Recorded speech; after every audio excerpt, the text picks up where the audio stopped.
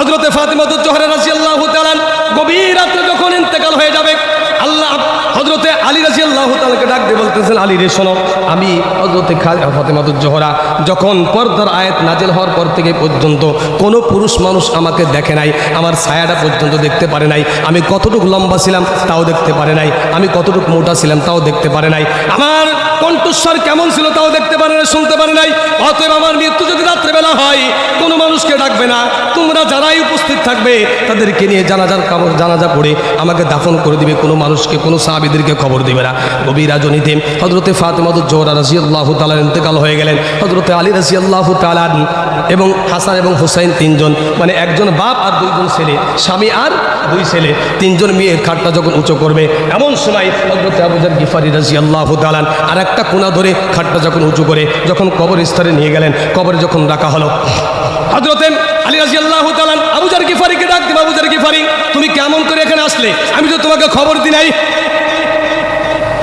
হযরত আবু যর গিফারি চোখের পানি ছেড়ে দিয়ে বলতেছেন, আলী রে তুমি খবর না দিলে কি হবে, বিশ্বনবী মুহাম্মদ রাসূলুল্লাহ সাল্লাল্লাহু আলাইহি ওয়াসাল্লাম আমাকে স্বপ্নের মাধ্যমে দেখাইলো আবু যর গিফারি তুমি ঘুমিয়ে আসো, আর আমার মেয়ে দুনিয়ার থেকে চলে গেছে, তার লাশটাকে কবর পর্যন্ত নেওয়ার জন্য তিনজন মানুষ উপস্থিত আছে, আর একজন মানুষ লাগবে, তুমি জলদি করে যাও।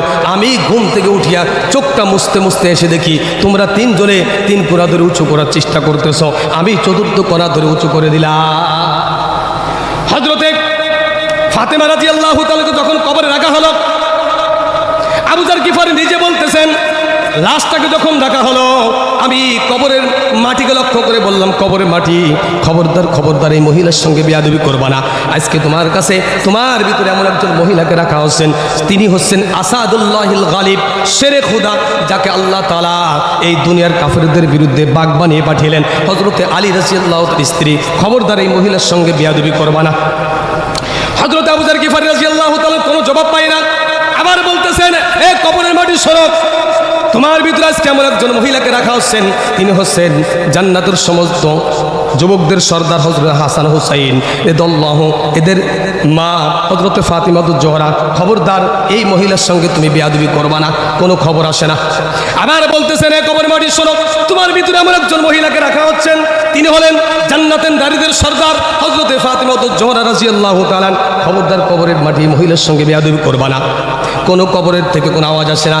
এবার শেষবার বলতেছেন, কবরের মাটি তোমরা শুনে নাও, এমন একজন ব্যক্তির কন্যা, যিনিকে, যাকে সৃষ্টি না করলে আল্লাহ তাআলা এই জগৎকে সৃষ্টি করতেন না, যার জন্য আল্লাহ তাআলা এই জগৎকে সৃষ্টি করেছেন, সাইয়্যিদুল মুরসালিন, খাতামুন নবিয়্যিন, আশরাফুল আম্বিয়া, হযরতে মুহাম্মদ রাসূলুল্লাহ সাল্লাল্লাহু আলাইহি ওয়াসাল্লামের কলিজার টুকরা, আদরের দুলালি হযরতে ফাতিমাতুজ জোহরা রাদিয়াল্লাহু তাআলা। খবরদার এই মহিলার সঙ্গে বেয়াদবি করবা না। এবার এই কবর আল্লাহর কাছে দোয়া করে, আল্লাহ আমার জবানটা একটু খুলে দাও, আবু যর গিফারির প্রশ্নের জবাবগুলো আমি দিয়ে দিই। আল্লাহ তাআলা কবরের মাটির জবান খুলে দিলেন। এবার কবরের মাটি ডাক দিয়ে বলতেছেন, আবু যর গিফারি শুনে নাও, আমি কবর এমন একটা জায়গা, এমন একটা স্থান, এমন একটা জিনিস, আমি ফাতেমাকে চিনি না, জান্নাতের নারীদের সর্দারকে চিনি না, হাসান হুসাইনের মাকে চিনি না, আলীর স্ত্রীকেও চিনি না, এমনকি বিশ্বনবী মুহাম্মদ রাসূলুল্লাহ সাল্লাল্লাহু আলাইহি ওয়াসাল্লামের কলিজার টুকরা মেয়েকেও চিনি না। আমার ভিতরে যে ব্যক্তি আসবে, যদি আমল ভালো হয় আমি তার সঙ্গে ভালো ব্যবহার করব, যদি আমল খারাপ হয় আমিও তার সঙ্গে খারাপ ব্যবহার করব। হযরত আবু যর গিফারি রাদিয়াল্লাহু তাআলা বলেন, এই সংবাদ পাওয়ার পরে আমি এমনভাবে লাভ দিলাম, আর জীবনে কখনো আমি কবরের কাছে যাই নাই, আর আমি জীবনে কখনো আমি ঘুমাই নাই। সবসময়ের জন্য আমি চিন্তা করেছি, একজন এমন একজন জান্নাতি নারীর কবরে যদি এরকম অবস্থা হয়, আমি আবু যর গিফারির অবস্থা কেমন হবে? ও দুনিয়ার মুসলমানেরা, আমরা এখানে যারা উপস্থিত আছি, আমাদের কবরের কেমন অবস্থা হতে পারে একটু চিন্তা করে দেখি। এই জন্য মৃত্যুর কথা সবসময় স্মরণ করতে হবে। আইনা মা তাকুনু ইউদরিকুমুল মাউত ওয়ালাউ কুনতুম ফি বুরুজিম মুশাইয়াদা, কুল্লু নাফসিন যায়িকাতুল মাউত ওয়া ইন্নামা তুওয়াফাউনা উজুরাকুম ইয়াওমাল কিয়ামা ফামান যুহজিয়া আনিন নার ওয়া উদখিলাল জান্নাতা ফাকাদ ফাজ ওয়া মাল হায়াতুদ দুনিয়া ইল্লা মাতাউল গুরুর। এই দুনিয়া যা কিছু আমরা দেখতেছি, এটা হলো একটা রঙ্গমঞ্চ, খেলার একটা মাঠ। 90 মিনিট, 110 মিনিট খেলা শেষ, মঞ্চ শেষ, চলে যাও যাদের বাড়ি। এটা হলো সেই জায়গা। এই দুনিয়াটা আল্লাহ তাআলা নিজেই বলেছেন, এই দুনিয়াটা একটা খেল তামাশার জায়গা। অল্প সময়ের জন্য, আনন্দ দেওয়ার জন্য। কিন্তু আখেরাতের জিন্দেগি হলো চিরস্থায়ী। এই জন্য আখেরাতের জিন্দেগি, চিরস্থায়ী জিন্দেগির জন্য মৃত্যু সর্বপ্রথম ঘাঁটি। এই মৃত্যুর জন্য আমার আপনার প্রত্যেকের প্রস্তুত থাকতে হবে। মৃত্যুর পরে সর্বপ্রথম ঘাঁটি হলো কবর। আর এই কবরের ভিতরে 3টা প্রশ্ন করা হবে প্রত্যেক মানুষকে। পৃথিবীতে যত মানুষ দুনিয়া আসছে এবং কিয়ামত পর্যন্ত আসবে, সবাইকে 3টা প্রশ্ন করা হবে। ইমানদারকে 4টা প্রশ্ন করা হবে। কয়টা প্রশ্ন?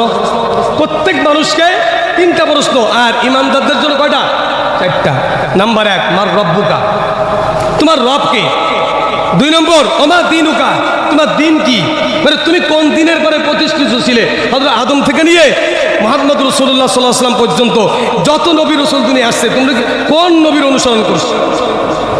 ওমা নাবিয়ুকা, এবং তোমাদের নবী অর্থাৎ আমাদের নবীকে চেহারার সামনে দিয়ে বলবে যে এই লোকটাকে চেনো কিনা। তো যে ব্যক্তি ইমানদার সে বলবে রব আমার আল্লাহ, দিন আমার ইসলাম, আর যাকে আমাকে আমার সামনে উপস্থাপন করা হয়েছে, উপস্থিত করা হয়েছে, এই লোকটার জন্যই তো আমি সারা জীবন পর্যন্ত কাঁদছি। এই লোকটা হলো আমাদের নবী হযরত মুহাম্মদ রাসূলুল্লাহ সাল্লাল্লাহু আলাইহি ওয়াসাল্লাম। ইমানদারকে 4র্থ প্রশ্ন, আচ্ছা প্রশ্নগুলো তো সঠিক উত্তর দিলা, এটা পাইছো কোত্থেকে? এই যে প্রশ্নের জবাবগুলো 3টা প্রশ্ন, সঠিক উত্তর দিলা, এটা কোত্থেকে পাইছো? তখন আপনারা সকলে ইমানদার যারা, তারা প্রশ্নের জবাব দেব, আল্লাহ এটা পাইছি আপনার নবী মুহাম্মদ রাসূলুল্লাহ সাল্লাল্লাহু আলাইহি ওয়াসাল্লামের পরে 30 পারা কোরআন নাজিল হয়েছিল, ওটাকে রিসার্চ করে আমরা ওর ভিতরে পেয়েছি যে আল্লাহ এই প্রশ্নগুলো করতে পারে। আর এই প্রশ্নগুলোর জবাবগুলো এটা, আর এটা করলে যদি নেক আমল করি তাহলে প্রশ্নের জবাব সঠিকভাবে দিতে পারবো, বদ আমল করলে প্রশ্নের জবাবগুলো সঠিকভাবে দিতে পারবো না। কারণ বেঈমান যখন তাকে প্রশ্ন করা হবে মার রব্বুকা ওমা দীনুকা ওমান নাবিয়ুকা। এখন আমরা যারা বাংলা ভাষী, যারা বাংলা জানি, তাদের কাছে যদি কোরআন একটা আয়াত বলে জিজ্ঞাসা করা, ভাই কি কইছে বলেন তো, উনি তো আমার আপনার দিকে চেহারা দিকে তাকায় থাকবে, আর কিছু বলবেন? কারণ ও তো এটা বোঝে না, চেহারা দিকে তাকায় থাকবে। ও চিন্তা করে যে বললো এটা খায় না মাথায় নাই, এটাই তো জানি না, কারণ আমি তো আরবি সম্পর্কে আমার কোনো জ্ঞানই নাই। তো ওই লোকটাকে যখন প্রশ্ন করা হবে মার রব্বুকা ওমা দীনুকা ওমা নাবিয়ুকা, ফেরেশতার দিকে তাকায় থাকবে।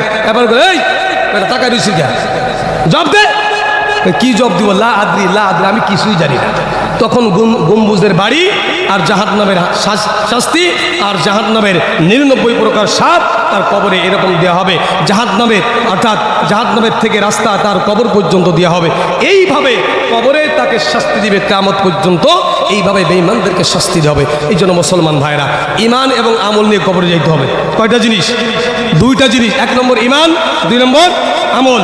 ইন্নাল্লাযীনা আমানু ওয়া আমিলুস সলিহাত, 2টা জিনিস নিয়ে যদি আমরা দুনিয়ার থেকে যাইতে পারি, আল্লাহ তাআলা বলে লা খাউফুন, তোমাদের কোনো ভয় নাই। লা খাউফুন আলাইহিম ওয়া লা হুম ইয়াহজানুন, তোমাদের কোনো ভয়ও নাই, কোনো চিন্তা নাই। আল্লাহ পাক রব্বুল আলামিন আমাকে আপনাকে সকলকে যে কথাগুলো বললাম মৃত্যুর জন্য আমাদের সকলকে প্রস্তুত হওয়ার তৌফিক দান করেন।